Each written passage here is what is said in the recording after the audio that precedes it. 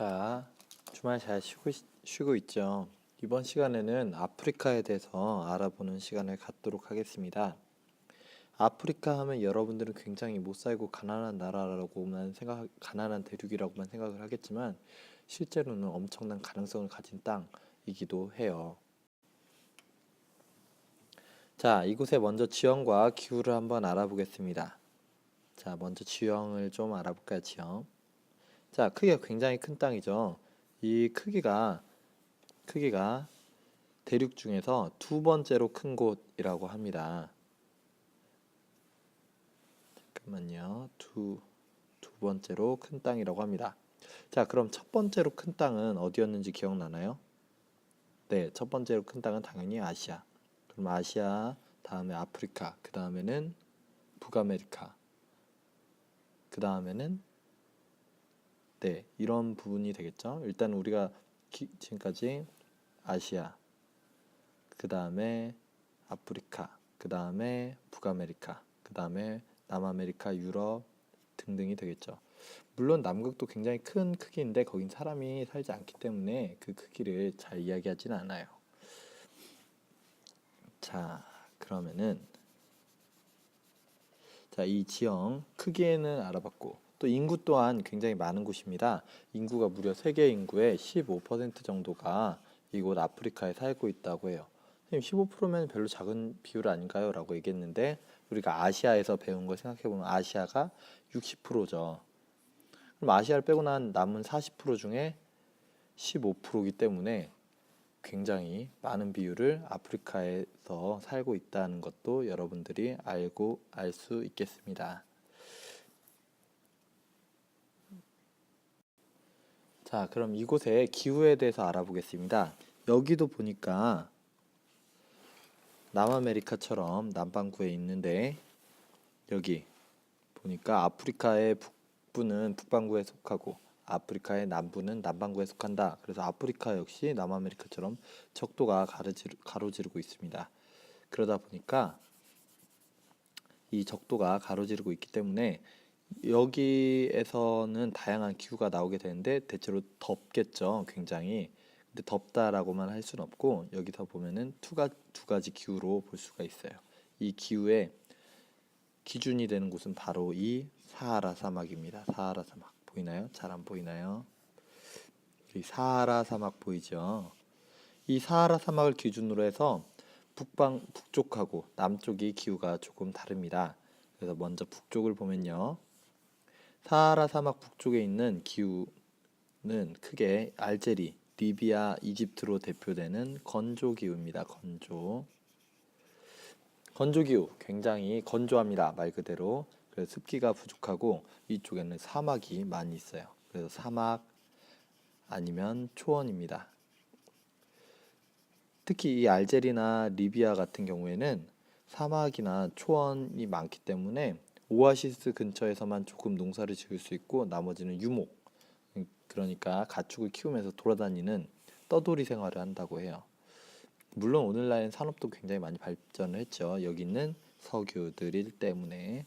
자, 그 다음에 이집트 같은 경우에는 예로부터 굉장히 수학이 발전하게 됐는데 그 수학이 발전하게 된 계기가 바로 이곳 나일강 때문입니다. 나일강.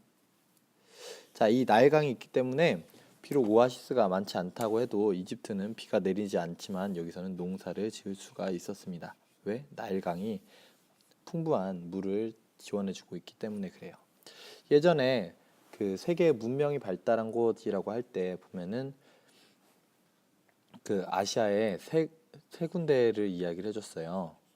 그래서 강으로 따지면 황허, 그 다음에 인도에 있는 인더스, 그 다음에 서남아시아 쪽에 있는 메소포타미아 문명을 얘기했는데 이 메소포타미아 문명과 관련된 거는 유프라테스 강과 티그리스 강이라는 강이 있어요. 물론 이건 여러분들 나중에 중학교 때 더 자세히 배우게 됩니다. 그리고 여기 있는 세 군데 플러스 여기 있는 나일강까지 해서 세계의 4대 문명이라고 부르기도 해요. 이 나일강이 있었기 때문에 이집트는 옛날부터 농사를 지을 수가 있었어요.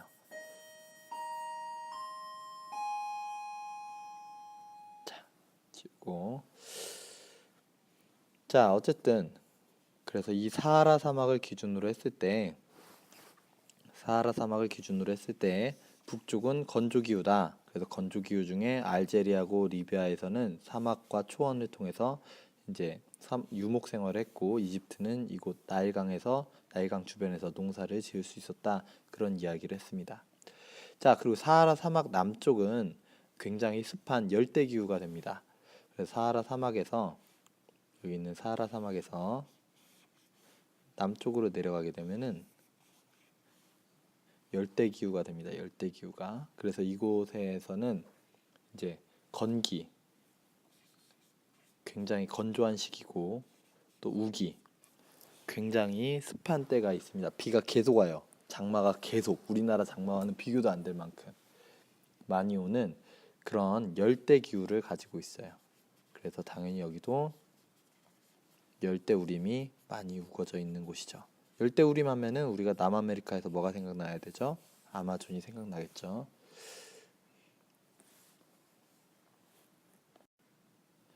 자, 그러면은 다음을 한번 먼저 알아볼까요? 아프리카의 현재와 미래라고 이야기를 했어요. 사실 아프리카는 굉장히 역사적으로 꼭 기억해야만 하는 곳인데, 인류가 맨 처음 나온 곳이에요. 인류의 시작이, 그러니까 인간이 처음으로 모여서 살기 시작한 곳을 우리는 아프리카라고 이야기를 하고 있어요. 근데 이 아프리카들이 유럽의 지배를 많이 받다 보니까 아직도 굉장히 힘들게 살고 있는 게 사실이에요.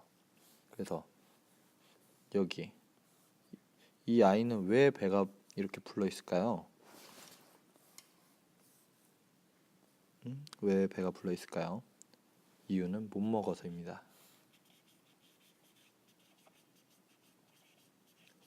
빈곤합니다. 나라가 굉장히 빈곤하고, 그것 때문에 아이들이 잘 먹지를 못해요. 먹지 못하니까 이 안에는 오히려 기생충 같은 게 살고 있다고 합니다. 굉장히 마음이 아프죠. 다음으로 전쟁.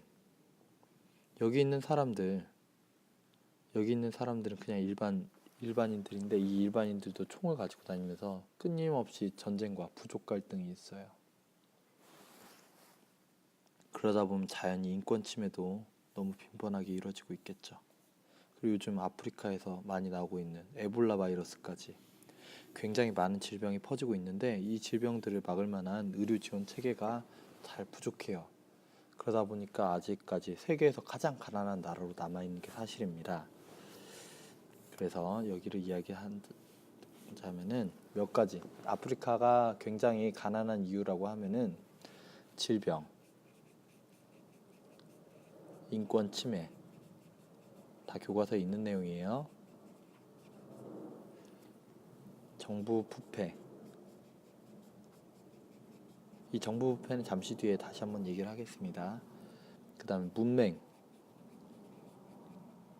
글자를 모르는 사람들이 정말 많습니다. 그리고 부족 갈등. 이런 걸로 인해서 굉장히 지금 현실적으로는 아쉬운 점이 많지만, 미래에는 발전 가능성이 많습니다. 무엇보다도 이것 때문이죠.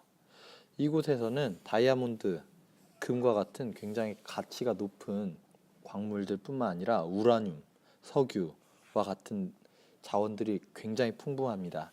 이 자원들을 바탕으로 나중에 훨씬 더 발전할 수 있는 가능성을 가진, 미래를 약속할 수 있는 그런 땅이 아닐까 하고 선생님은 생각해 봅니다. 여기다가 플러스, 아까 전에 아프리카의 지형에서 보면은 크기가 넓다고 했죠. 크기가 굉장히 넓습니다.